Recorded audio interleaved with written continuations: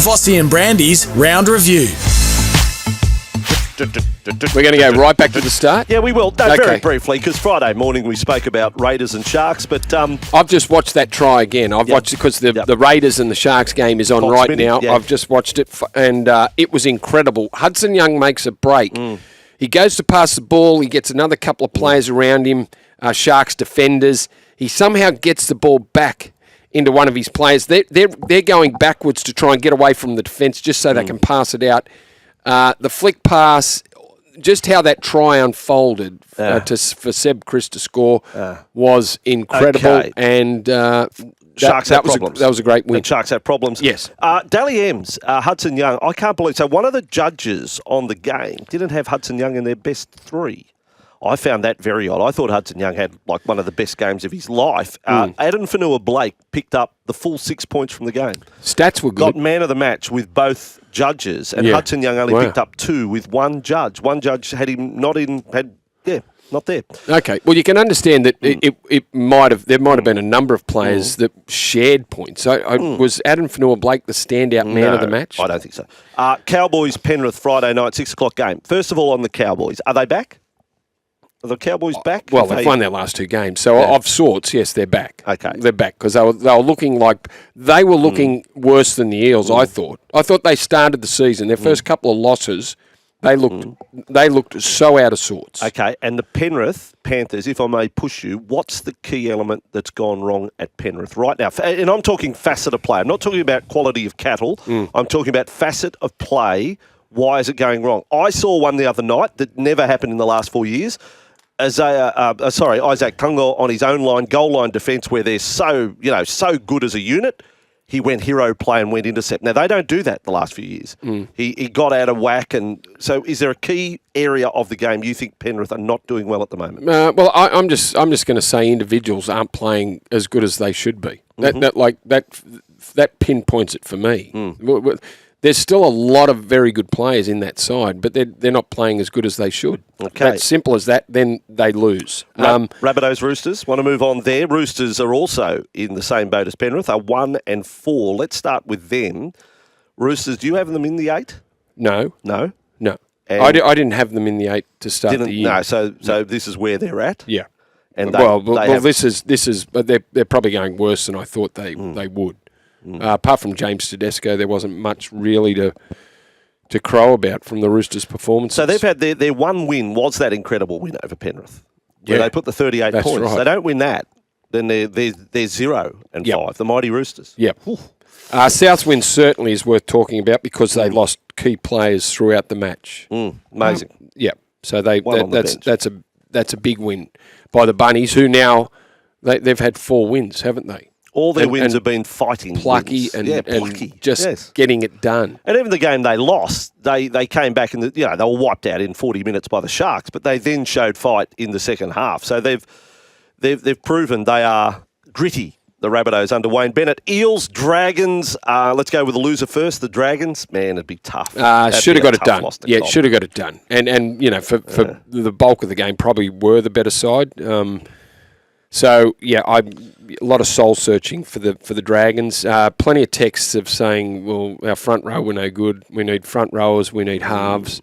We need Gutho at 6. I don't agree with that. I think you keep Gutho at fullback. And Parramatta, what did you like most about that? I liked individual performances. I thought Junior Paulo had his best game by a mile and needed it. Dylan Brown stood up. 19 runs, 164 metres. 19 runs. Started early and didn't stop. And they had plenty of good performers. Isaiah Iongi. So, for as good as Gutherson was, Iongi, apart from one poor pass on a kick return, I thought he was outstanding. Yeah, really good. I thought he was an absolute rookie as well. So they had plenty of good performers, and they've now set the standard individually, how well they need to play each week if they're going to get a win. By the way, just on the Dally M's, Jai Gray, as a result of the weekend and the Rabbitohs win, is 5 points clear at the top of the Dally M's at the moment. Jai Gray, the man who we're told doesn't own the fullback spot at Souths. It's going to be Latrell's. Yeah, Titans, Dolphins. Dolphins too good. Titans were very disappointing, although Tino, the 10 minutes that he got in the bins,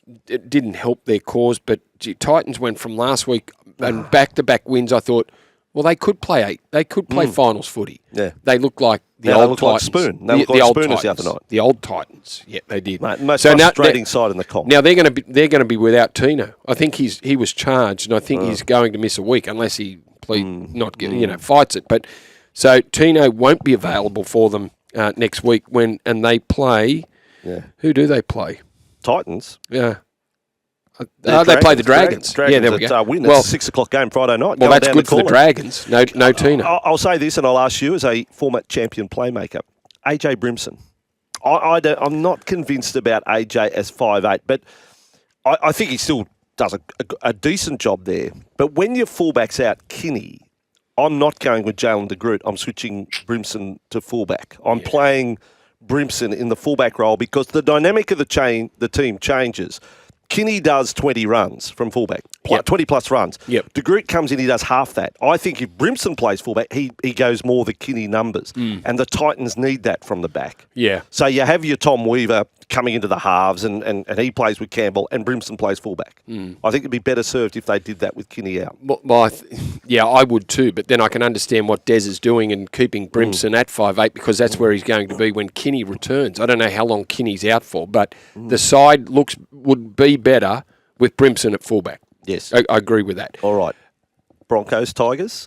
I thought it was a fantastic game. First half was really good. It was only the Adam Reynolds 2-point field goal that broke the deadlock. Well, Tigers played some great footy. They did, but then it disappeared really quickly. The Broncos class...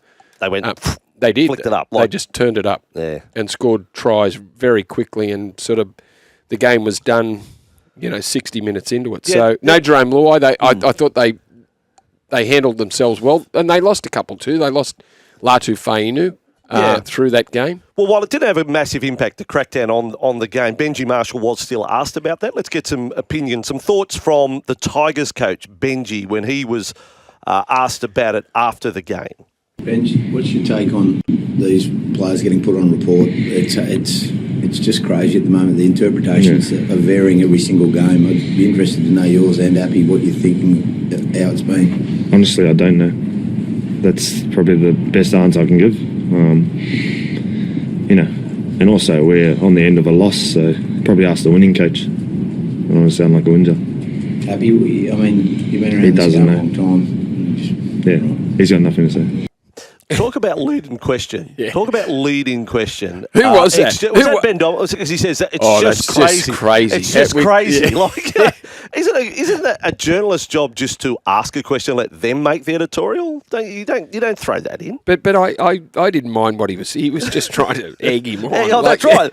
Well, poor old Nico Pajarillo from Fox Lead the previous week says, "Oh no, you're allowed to." Telling Benji, "No, you're allowed to criticise a decision." He said, "I don't think I am."